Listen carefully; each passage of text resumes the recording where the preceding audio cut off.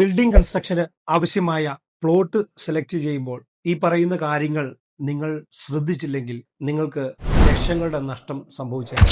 ലീഗലായിട്ടുള്ള കാര്യങ്ങൾ നമ്മൾ പരിഗണിക്കുമ്പോൾ നമ്മൾ വാങ്ങാൻ പോകുന്ന സ്ഥലം, ഈ ലാൻഡിലേക്കുള്ള ആക്സസ് ഏത് തരത്തിലുള്ള റോഡിൽ നിന്ന് നമ്മൾ ആദ്യം മനസ്സിലാക്കണം. PWD റോഡുണ്ട്, NH ഉണ്ട്, അതുപോലെ തന്നെ നമുക്ക് പഞ്ചായത്ത് റോഡുണ്ട്. ഇതിനെല്ലാത്തിനും വരുന്ന നിയമപരമായ കാര്യങ്ങൾ പലതും വ്യത്യസ്തമാണ്. ഇതിൽ ഏത് പഞ്ചായത്തിൻ്റെ പരിധിയിലാണോ മുനിസിപ്പാലിറ്റിയുടെ പരിധിയിലാണോ, അങ്ങനെയാണെങ്കിൽ അതിൻ്റെ തത്തുല്യമായിട്ടുള്ള റൂൾസുകൾ എന്തൊക്കെയാണ്, അതിൻ്റെ നിയമങ്ങൾ എന്തൊക്കെയാണെന്ന് മനസ്സിലാക്കണം. ലാൻഡ് വാങ്ങിച്ചു കഴിയുമ്പോൾ നമ്മൾ ലാൻഡിന് തന്നെ ഒത്തിരി കാര്യങ്ങൾ ശ്രദ്ധിക്കേണ്ടതുണ്ട്. ഒന്ന്, എത്ര സർവേ നമ്പർ ഉണ്ടെന്ന് നോക്കണം. ഓരോ സർവേ നമ്പർ കൃത്യമായി എടുത്ത് അതിനെക്കുറിച്ച് നമ്മൾ പഠിക്കണം.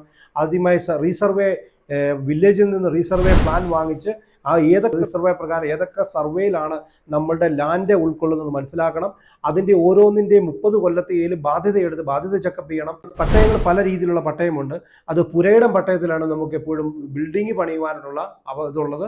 അല്ലാതുള്ള പട്ടയങ്ങളാണെങ്കിൽ അത് നമുക്ക് ഇവിടെ ബിൽഡിംഗ് പെർമിറ്റ് ലഭിക്കാതെ വരും. അതുപോലെ തന്നെ ഡെവലപ്മെൻറ്റ് പെർമിറ്റ് നമ്മൾ ഈ വാങ്ങിക്കുന്ന പ്ലോട്ടിനുണ്ടോ, ഡെവലപ്പ് ചെയ്ത സമയത്തുണ്ടോ എന്നുള്ളത് നമ്മൾ ചെക്ക് ചെയ്തിരിക്കണം. ഇല്ലെങ്കിൽ അത് നമുക്ക് ബിൽഡിംഗ് പെർമിറ്റ് എടുക്കുന്ന സമയങ്ങളിൽ വലിയ പ്രശ്നങ്ങളിലേക്ക് പോകാവുന്ന കാര്യമാണ്.